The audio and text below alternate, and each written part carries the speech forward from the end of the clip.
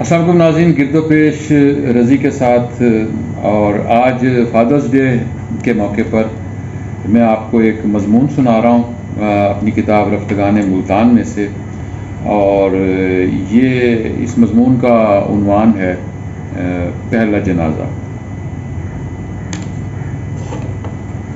جنوری کی ایک ٹھٹھرتی صبح، سورج ابھی نصف النہار پر نہیں آیا تھا۔ ملتان چھاؤنی کے بابو محلے میں واقع ایک 6 منزلہ مکان کے صحن میں ایک جنازہ رکھا تھا۔ جنازے کے گرد عورتیں بیان کرتی تھیں۔ ایک میت تھی کہ جسے ابھی کفنایا نہیں گیا تھا اور اس کے چہرے پر لہو تھا۔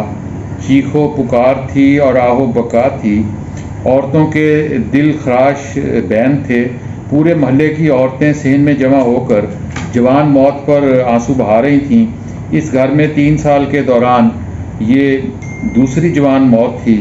ایک 30 سالہ درزی کی موت جو ٹریفک حادثے کا شکار ہو گیا تھا۔ اس گھر کے مکین تو ابھی پہلی موت کا صدمہ ہی نہ بھلا پائے تھے۔ اسی درزی کا بڑا بھائی 3 سال پہلے پاک بھارت جنگ کے دوران گولہ باری کا نشانہ بنا تھا۔ اس کی ماں صدمے سے بے حال تھی۔ بہنیں میت سے لپٹتی تھیں، بیوہ پر غشی تاری تھی اور اس سارے کوہرام سے بے خبر ایک 3.5 سالہ بچہ جنازے کے پاس کھیل رہا تھا۔ وہ حیرت سے کبھی جنازے کو اور کبھی رونے والوں کو دیکھتا اور پھر دوبارہ کھیل میں مگن ہو جاتا۔ 3.5 سالہ بچہ جو اس بات سے بے خبر تھا کہ اس کے کھیلنے کے دن ختم ہو گئے ہیں، مگر وہ کھیلتا تھا خاموشی کے ساتھ۔ پھر وہ اس کوہرام اور چیخو پکار سے گھبرا گیا۔ گھبراتا کیوں نہ، اسے بیان کرنے والی عورتوں نے باری باری اپنے سینے سے لگا کر رونا جو شروع کر دیا تھا۔ گھبرائے ہوئے بچے کو کسی ہمسائے کے گھر بھیج دیا گیا تاکہ وہ مزید نہ روئے۔ اس کی گھبراہٹ ختم ہو گئی اور اس نے دوبارہ کھیلنا شروع کر دیا۔ حالانکہ اس کے کھیلنے کے دن ختم ہو گئے، مگر وہ کھیلتا تھا۔ جنازہ کب اٹھا، کس کس نے شرکت کی، کس نے کندھا دیا، کلمہ شہادت کس نے کہا اور تدفین کیسے ہوئی، وہ بچہ اس سارے عمل سے بے خبر رہا۔ اسے شام کو گھر واپس لایا گیا جب گھر خالی ہو چکا تھا۔ جنوری کی وہ شام اس گھر میں ہی نہیں، کچھ زندگیوں میں بھی تاریکیاں لے کر آئی تھی، اور ان میں سے ایک زندگی اس بچے کی اور دوسری اس کی ماں کی تھی۔ جنازے کے قریب کھیلنے والا 3.5 سالہ بچہ کوئی اور نہیں، میں خود تھا۔ میں نے زندگی کا پہلا جنازہ اپنے والد کا دیکھا تھا۔ اس جنازے کے بس یہی چند مناظر میرے ذہن میں محفوظ ہیں، اور شاید بچپن کا اس سے پہلے کا کوئی اور واقعہ مجھے یاد بھی نہیں۔ بس اسی روز کا ایک اور واقعہ مجھے یاد ہے کہ صبح 9:30 یا 10 بجے کے قریب جب وہ گھر سے نکلنے لگے تھے تو میں نے ان کے ساتھ جانے کی ضد کی تھی۔ جیسے میں گھر سے نکلنے لگوں تو دعا میرے ساتھ جانے کی ضد کرتی ہے، یا جیسے حنان اور نگین جب 3.5 یا 4 سال کے تھے تو میرے ساتھ جانے کی ضد کیا کرتے تھے، سو میں نے بھی ضد کی۔ اپنے بچپن کی یہ ایک ہی ضد مجھے یاد ہے جو میں نے اپنے باپ کے ساتھ کی تھی، اور یہ ایک بچے کی اپنے باپ کے ساتھ آخری ضد تھی۔ باپ کی موت سے 10 منٹ پہلے ایک 3.5 سالہ بچے کی ضد، اور باپ نے اسے دلاسا دیا تھا، بیٹا میں ابھی آتا ہوں، تمہارے لیے ٹافیاں لے کر آؤں گا، اور پھر پلٹ کر میری ماں سے کہا تھا آج آلو والے پراٹھے پکا لینا۔ وہ سائیکل پر گئے تھے۔ بابو محلے سے نواں شہر تک سائیکل پر جانے میں انہیں 10 منٹ ہی لگے ہوں گے۔ ابدالی روڈ پر جہاں پریس کلب ہے، اس سے تھوڑا سا آگے MCC گراؤنڈ میں کرکٹ میچ ہو رہا تھا۔ وہ سائیکل بھی چلا رہے تھے اور ساتھ ساتھ میچ بھی دیکھ رہے تھے۔ پیچھے سے ایک جیپ آئی جو کوئی گردیزی چلا رہا تھا۔ ممکن ہے جیپ والے نے ہارن بھی دیا ہو، مگر وہ اونچا سنتے تھے۔ مگر میرا یہ خیال ہے ہارن کی نوبت نہیں آئی ہوگی۔ ہارن وہاں دیا جاتا ہے جہاں سڑکوں پر ہجوم ہو، ٹریفک جام ہو، کھوے سے کھوا چھلتا ہو۔ 1968 میں جنوری کی اس ٹھٹھرتی صبح ابدالی روڈ پر ٹریفک ہی کتنی ہوگی کہ ان دنوں تو ملتان میں موٹریں اکا دکا ہوا کرتی تھیں۔ سو جیپ میں سوار اس ڈرائیور نے ایک سائیکل سوار درزی کو کچل دیا۔ ایک سائیکل سوار درزی جو ملتان کی ایک کشادہ سڑک پر اس گردیزی کی تیز رفتار جیپ کی راہ میں رکاوٹ پیدا کر رہا تھا، اور جس کا بیٹا گھر میں ٹافیوں کا منتظر تھا، اور جس کی بیوی اس کے لیے آلو والے پراٹھے بنانے کا سوچ رہی تھی، اور اس بات سے بے خبر تھی کہ وہ اب بیوی نہیں بیوہ ہو گئی ہے۔ کوئی 8 گھنٹے بعد محلے والوں نے گھر آ کر موت کی اطلاع دے دی۔ ریلوے کے ریٹائرڈ ہیڈ کلرک شیخ عبد الکریم نے اپنے دوسرے بیٹے کے جنازے کو کندھا دینے کے لیے حوصلہ مجتمع کرنا شروع کر دیا۔ جیپ نے راہگیر کو کچل دیا۔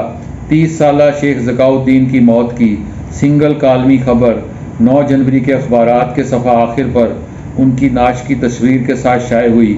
میں نے یہ خبر امروز اور کوہستان میں کئی برس بعد پڑھی۔ کوہستان کا وہ شمارہ میرے دادا نے 1965 کی جنگ کے ان اخبارات کے ساتھ سنبھال رکھا تھا جن میں میرے تایا میجر ضیاء الدین کی شہادت کے حوالے سے فیچر اور خبریں موجود تھیں۔ میں نیوز ڈیسک پر کام کے دوران جب بھی ٹریفک حادثے میں کسی راہگیر کی ہلاکت کی خبر بناتا تھا تو مجھے وہ خبر اور اپنے والد ہمیشہ یاد آتے تھے، اور میں سوچتا تھا آج میں جو یہ خبر بنا رہا ہوں، کئی برس بعد اس راہگیر کا بچہ جب بڑا ہوگا اور اپنی ماں یا دادا کے سامان میں رکھ کے اخبار نکالے گا تو اس خبر کو ضرور پڑھے گا، اور پھر میری طرح یہ بھی سوچے گا کہ کون ہوگا جس نے میرے باپ کی موت کی خبر بنائی ہوگی۔ یہ سوال میں نے بارہا سوچا، وہ خبر کس نے بنائی ہوگی، کس کیفیت میں بنائی ہوگی؟ چائے سگریٹ پیتے، نیوز روم میں خوش گپیاں کرتے اور کہہ کے لگاتے بنائی ہوگی کہ خبر کتنی ہی دردناک کیوں نہ ہو اسی ماحول میں بنتی ہے۔ ہم اخبار نویس بھی گورکن ہی تو ہوتے ہیں، نعشیں گن گن کر اور سیاہ حاشیے لگا لگا کر بے حس ہو چکے ہوتے ہیں، یا پھر شاید اتنے دکھ سمیٹ لیتے ہیں کہ ہمارے لیے ہر نعش پر آنسو بہانا ممکن ہی نہیں رہتا۔ آنسو بھی تو ایک حد تک بہتے ہیں، ہاں، پھر اس کے بعد تو آنکھیں خشک ہو جاتی ہیں، بس دل بھیگتا ہے۔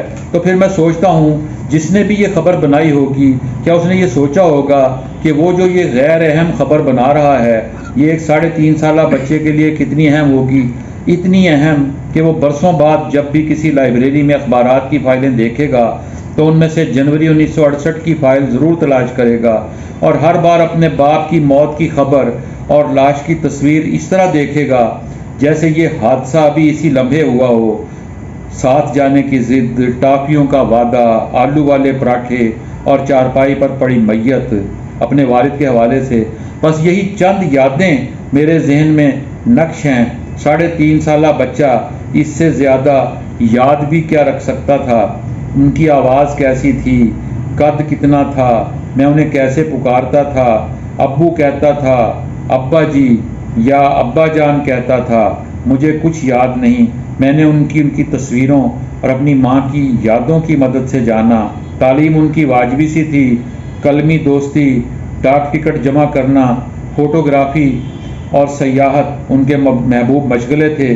دنیا جہان کے خطوط، ملک ملک کے ڈاک ٹکٹوں کا انبار، دوستوں کے ساتھ مختلف سائٹس پر بنائی گئی تصاویر کے البم اور کپڑوں کی کترنوں کا ایک ڈھیر تھا جو مجھے ورثے میں ملا۔ ایک جوان سال درزی اپنی اولاد کے لیے اس کے علاوہ چھوڑ بھی کیا سکتا تھا؟ سنا ہے وہ بہت ہنسمکھ تھے، دوستوں میں خوش رہتے تھے اور ان کے ساتھ بہت سا وقت گزارتے تھے کیونکہ انہیں معلوم تھا کہ ان کے پاس وقت بہت کم ہے۔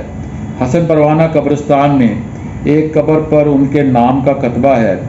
میں ہر عید کی صبح کا آغاز ان کی قبر پر اگربتیاں جلا کر کرتا ہوں اور واپسی پر کسی دکان سے ایک ٹافی لے کر اپنی جیب میں ڈال لیتا ہوں کہ ان کا وعدہ پورا ہو جائے۔